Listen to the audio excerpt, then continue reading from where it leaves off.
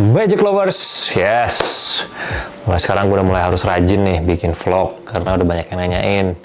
Dan terutama untuk The Miracle, anak The Miracle itu sebenarnya adalah singkatan dari Damien Miracle. Itu gue tunjukkan untuk fans-fans gue. Biasanya kan memang manggilnya Magic Lovers. Magic Lovers sebenarnya semua. Tapi untuk yang fans garis keras, gue namakan The Miracle. Pasti kalian tahu kan, gue sempat perform di acara ulang tahun Global TV yang ke-18. Nah, di sana gue diminta untuk memberikan sebuah performance. Kebetulan performance sendiri itu idenya udah dari setahun yang lalu. Jadi pada saat ulang tahun Global TV yang ke-17, gue sudah dikontak sama mereka. Mereka minta yang ke-18 gue berpartisipasi dan ikut serta meramaikan acara ulang tahun mereka. Sempat bingung tuh mau main apa. Temanya sudah diputuskan sama gue kalau mau bermain hal yang serem-serem, yang berhubungan sama mistis. Karena memang gue suka banget sama yang horor-horor gitu. Jadi selama 1 tahun mencoba untuk mendevelop sebuah rutin yang berhubungan sama hal-hal gaib.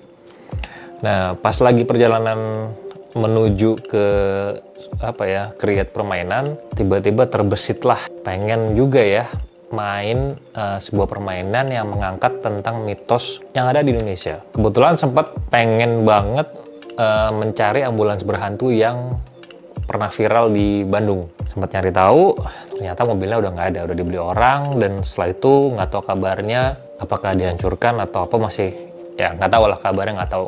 Jadi kebetulan tim cari tahu, tapi kita tidak bisa sampai dapat informasi detail di mana akhirnya si ambulans itu. Tapi pengen banget untuk ngangkat itu gitu. Sama jalannya waktu tiba-tiba ada info kalau ada seseorang di tahun 2019 itu dia posting bahwa dia pernah membeli sebuah mobil yang awalnya itu adalah bekas ambulans. Setelah dibeli, habis itu digunakan sebagai mobil pribadi. Pada saat awal-awal itu nggak ada apa-apa.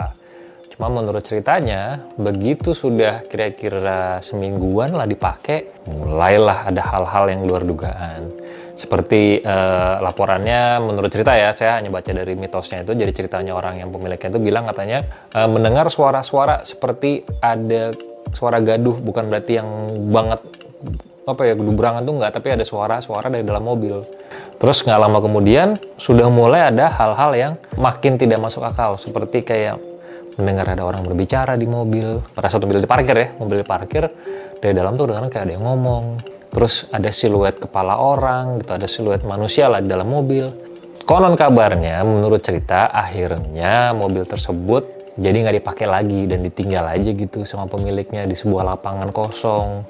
Ya jadi abandon, ditelantarin aja sama pemiliknya kayak udah nggak mau tahu lagi lah. Nyampelah berita itu, nyampelah informasinya ke tim saya, terus akhirnya kenapa nggak kita beli aja sekalian gitu. Kita bawa ke atas panggung, jadi istilahnya kita bermain, ceritanya nggak ngarang, mobilnya beneran mobil yang berhantu, tapi dengan package entertain sulap.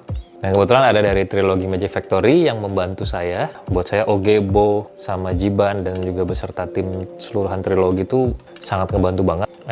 Ketika kita mendiskus sebuah permainan, tuh kayak langsung ngalir gitu. Kebetulan karena mereka tuh udah satu visi sama saya gitu kan. Oge sama saya, Bo sama saya tuh udah dari tahun 2002 saya bersama mereka.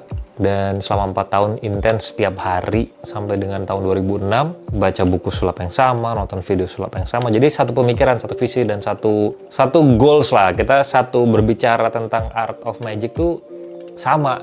Jadi pada saat kita ngomongin ini tuh, idenya masuknya bareng gitu, seneng gitu. Begitu pada saat mobil ini datang, ya kita merapikan atau membersihkan secara protokoler kesehatan, dibantu sama trilogi Magic Factory. Tapi pada saat mobil itu datang dan saya lihat pertama kali, ya bentuknya ya begitu, nggak berubah. Hanya ada adjustment sedikit, contohnya dengan dibersihin tadi, terus karat-karat yang kira-kira bisa melukai tim juga dibersihin gitu. Udah begitu datang, akhirnya ya kita discuss nih, enaknya pakai buat apa nih. Terus ya kita coba untuk mengangkat ceritanya, gimana caranya ceritanya tersebut divisualisasikan dengan cara sulap gitu. Di Magic Management dan juga trilogi kita menomorsatukan yang namanya protokoler kesehatan. Jadi sebelum kita memulai latihan, memulai persiapan segala macam, semuanya harus di swab test. Jadi semua kumpul dulu ke kantor saya, kita swab test semua untuk memastikan bahwa kesehatan dari tiap personil, dari mulai konsultan dan juga kru, semuanya dalam keadaan sehat. Kalau yang ini pakai spidol aja dicolok nih. Janganlah. Dia dari tenggorokan bisa nembus kok, dia langsung. Iya, nembus aja. Tadi dari tenggorokan. Gua napas saya pakai kuping. Ini dibalik aja ntar Pak, ujung Pak, jangan itu. Ujungnya tajam ya? Belum, jangan bergerak. Jangan, belum. Jangan. Tunggu. Aditya di bawah nomor 11. Jangan dong yang lain dulu. Udah semua. Yang benar. Iya, udah semua. Topinya aja ledekin. Orang tanpa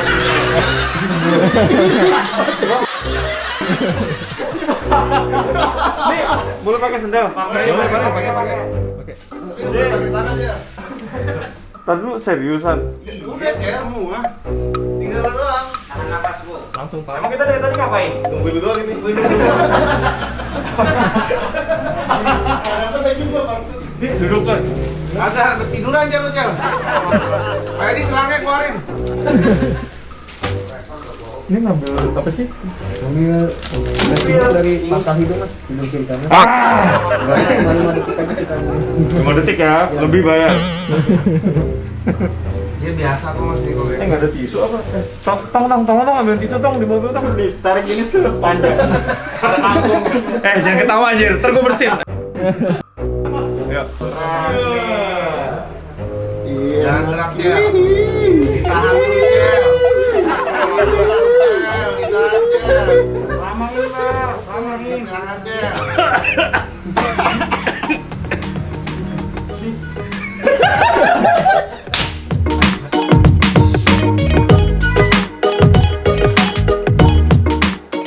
Jadi beberapa kali kita discuss sampai akhirnya hari yang ditunggu-tunggu datang, latihan. Pertama kalinya datang mobil si ambulans tersebut dibawa ke lokasi syuting dan kita melakukan blocking dan juga finalisasi dari segi teknis. Jangan sampai ada yang salah, jangan sampai ada hal-hal yang di luar dugaan.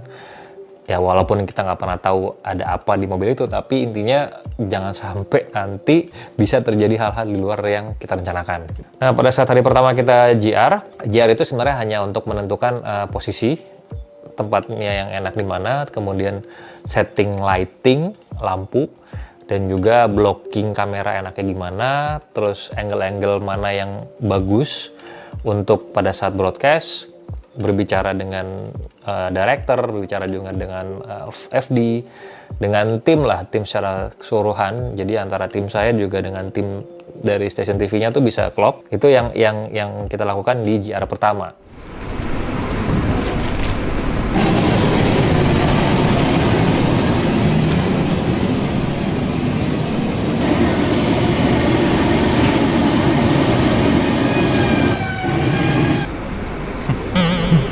Tahu Pak?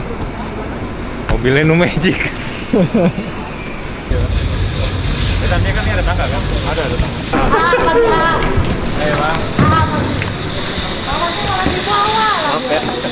ya. Saya capean orangnya.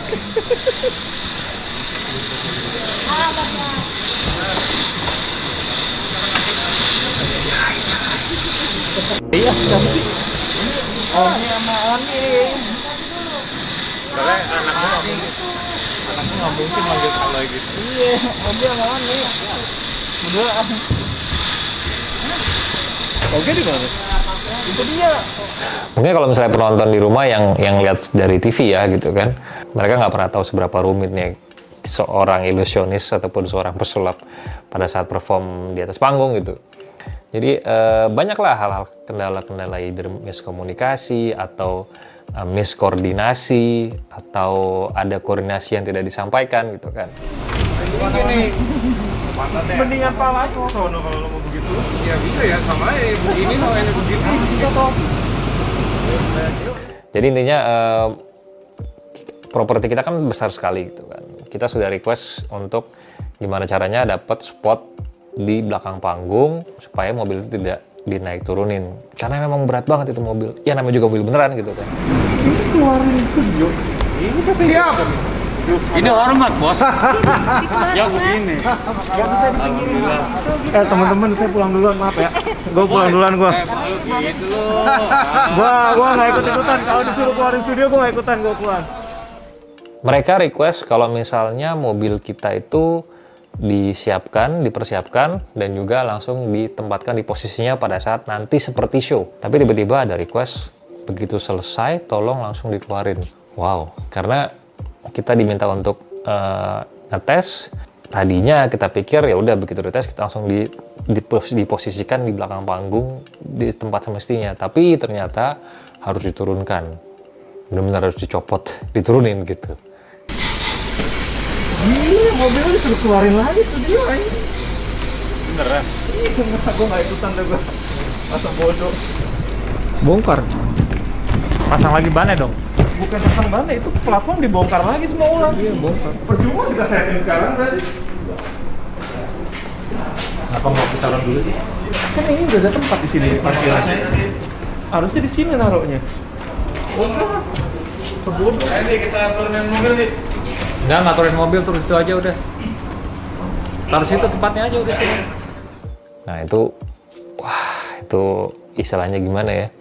Ya kalian tau lah bahwa sebuah mobil besar yang beneran real mobil gitu, mobil dibawa naik atas panggung, mikirin aja beratnya berapa, dan itu harus disetting karena kita tidak mau orang berpikir misalkan ya kita kan kalau dari segi sulapnya ya gitu, saya nggak mau orang berpikiran bahwa wah ini ada apanya lah, rahasianya lah segala macam. Nah saya sengaja bikin panggung level agak tinggi, selain untuk mempermudah jalur keluar masuknya mobil, yang kedua biar penonton juga bisa lihat bahwa tidak ada yang disembunyikan di bawah ataupun samping, belakang, semua bisa dilihat. Ini gua kita di sini lagi. Ya udah. Ini aja. Ini mana jadi? Mendingan gini aja sama tuh. Ya. Ini penuh nggak?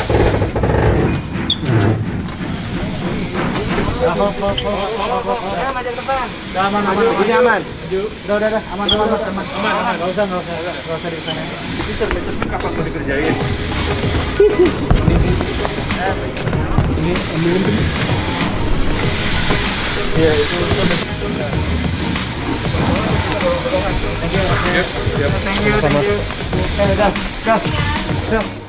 Nah, segala sesuatu sudah dipersiapkan, tapi tetap kan kita harus mencoba sekali lagi. Jadi kalau misalnya di sulap itu practice dan rehearse. Begitu sudah rehearse, ketika menemukan kendala, ya kita balik lagi ke practice dan rehearse lagi. Jadi intinya, walaupun sudah pernah dicoba, harus dicoba berkali-kali. Yang banyak orang tidak tahu, kalau di sulap itu sebenarnya, kenapa kita latihan berkali-kali, kita mencari titik di mana kegagalan itu bisa terjadi. Jadi kita latihan terus, melakukan itu berkali-kali, supaya menemukan titik kesalahannya di mana. Karena kalau misalnya baik-baik aja, justru malah kita khawatir. Jadi saya dengan tim trilogi bener-bener yang mencari terus, apa nih kemungkinan yang bisa terjadi. Kalau gini gimana? Kalau gitu gimana? Kita bertanya terus, kita berdiskusi. Sampai juga ada kayak satu momen, ada kacanya pecah, kita juga harus mikirin, jangan sampai nanti pecahannya terlalu tinggi, bisa kena penonton, atau mencederai saya, atau mencederai kru, atau mungkin hostnya Andika Pratama. Nah itu semua harus dicoba semua, berkali-kali kita harus trial.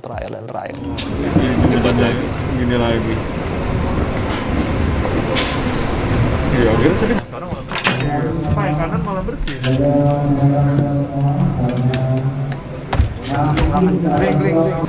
Tambah kari.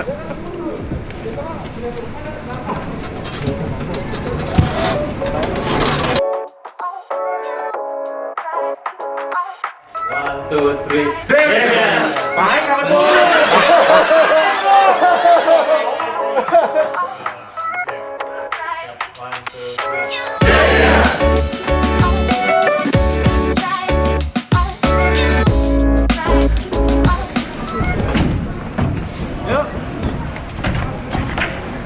Dorong, udah pegang. Belakang lihat ya. Belakang. Bisa. Pas ya. Yuk, dorong. Tahan. Dorong. Terus ya. 2, 3. Tahan, saya minta. Belakang kurang orang. Iya, tahan. Yuk, dah, yuk.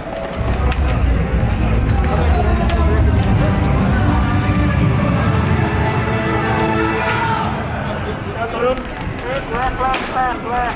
Jadi sebenarnya gini, buat saya pribadi, permainan Haunted Ambulance itu belum sempurna. Sebenarnya, karena banyak hal-hal yang harus di-adjust dari rencana saya yang di awal. Maunya nanti sebenarnya tadinya mobilnya itu bisa menghilang gitu. Tadinya, cuma karena satu dan lain hal akhirnya harus di-cancel. Soalnya ya banyaklah, harus beradaptasi lah.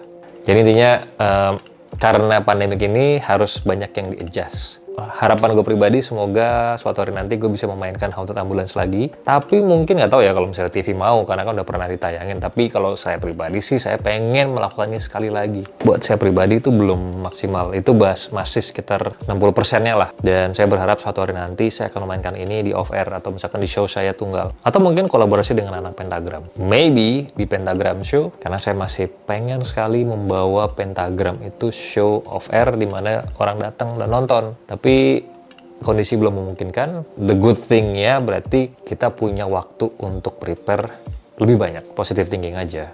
Nah, di saat itulah mungkin saya akan bermain Haunted Ambulance 100% sempurna. Ditunggu aja pokoknya. So, hope you enjoy my vlog. Nanti akan ada lagi karena sekarang Lun sudah bertugas mendokumentasikan apapun yang terjadi di belakang panggung. Jadi, insya Allah semoga setiap minggu saya bisa upload. Oke? Sampai ketemu di vlog saya minggu depan. Bye.